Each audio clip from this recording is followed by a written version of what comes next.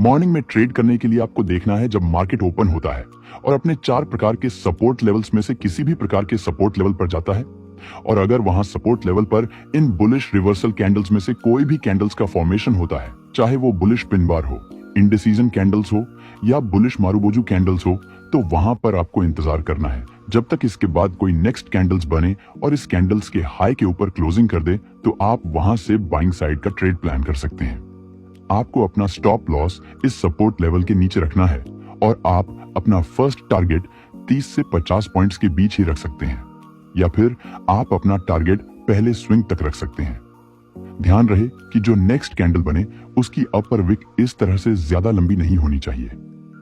अगर next candle की अपर Wick ज्यादा लंबी हो तो वहां पर आपको ट्रेड नहीं करना है, आपको ट्रेड को इग्नोर करना है। आइए इसे उदाहरण से समझ लेते हैं। अब जैसे कि आप बैंक निफ्टी के इस 5 मिनट के चार्ट को देख सकते हैं, यहाँ पर प्रीवियस की क्लोजिंग है, तो इस समय ये एक सपोर्ट लेवल की तरह काम कर रहा है। अब देखिए 27 अगस्त को प्राइस इस कैंडल से ओपन हुआ है और उसके बाद प्राइस यहाँ से डाउन साइड आया है, और आप यहाँ देख सकते हैं कि इस सपोर्ट लेवल पर एक बुलिश पिन बार कैंडल बन गई है। अब देखिए जो नेक्स्ट कैंडल बनी है वह कैंडल इस पिन बार कैंडल के हाई के ऊपर क्लोजिंग कर दी है, तो अब हम यहाँ से बाइंग साइड का ट्रेड प्लान कर सकते हैं। हम अपना स्टॉप लॉस इस सपोर्ट के नीचे और अपना टारगेट इस स्विंग से थोड़ा सा कम रख सकते हैं। अब आप देख सकते हैं कि यहाँ पर हमारा टारगेट बहुत आसानी से अचीव हो गया है।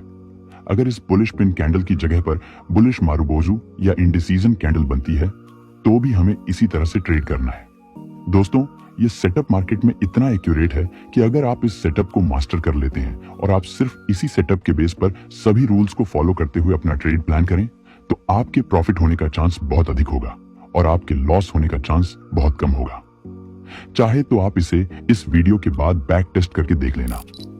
लाइव एग्जांपल के लिए आप इस चार्ट को देख सकते हैं कि प्राइस 5 सितंबर को इस पॉइंट से ओपन हुआ है और उसके बाद प्राइस यहां से डाउन साइड आने लगा है।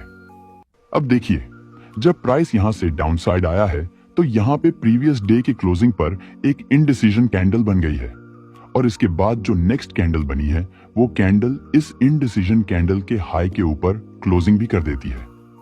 तो अब हम यहां से बाइंग साइड का ट्रेड प्लान कर सकते हैं।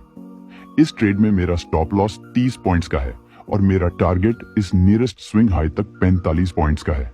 अब देखिए क्या होता है।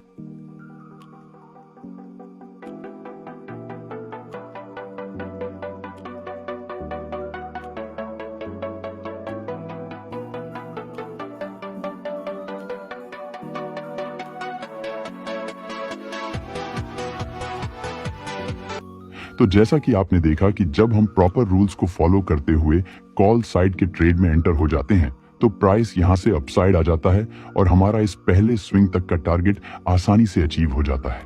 अगर आप भी ऐसे ही प्रॉपर रूल्स को फॉलो करते हुए ट्रेड करेंगे तो आपके भी विनिंग के चांसेस काफी अधिक रहेगा।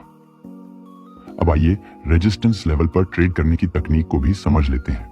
मॉर्निंग में ट्रेड करने का हमारा दूसरा तरीका है कि आपको देखना है कि जब प्राइस किसी पॉइंट से ओपन होता है और उसके बाद प्राइस अपने किसी प्रीवियस रेजिस्टेंस लेवल के पास जाता है और उस रेजिस्टेंस लेवल पर इन बेयरिश रिवर्सल कैंडलस्टिक्स में से अगर कोई कैंडल बनती है, चाहे वह बेयरिश पिन बार कैंडल हो, बेयरिश मारुबोजू कैंडल हो या फिर इंडिसीजन कैंडल हो, इनमें से कोई भी कैंडल अगर रेजिस्टेंस लेवल पर बनती है और उसके बाद वाली नेक्स्ट कैंडल अगर इन कैंडल्स के लो के नीचे क्लोजिंग कर देती है, तो आप वहां से सेल साइड का ट्रेड प्लान कर सकते हैं।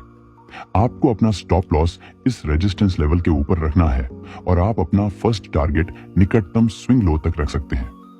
ध्यान रहे कि नेक्स्ट कैंडल की लोअर विक इस तरह से बहुत लंबी नहीं होनी चाहिए। अगर नेक्स्ट कैंडल की लोअर विक काफी लंबी है तो यह सेटअप हमारा इनवैलिड हो जाएगा, जिससे हमें ट्रेड नहीं करना है। आइए इसे भी एग्जाम्पल से समझ लेते हैं। अब जैसा कि आप इस चार्ट में देख सकते हैं कि यहाँ पर रेजिस्टेंस लेवल है।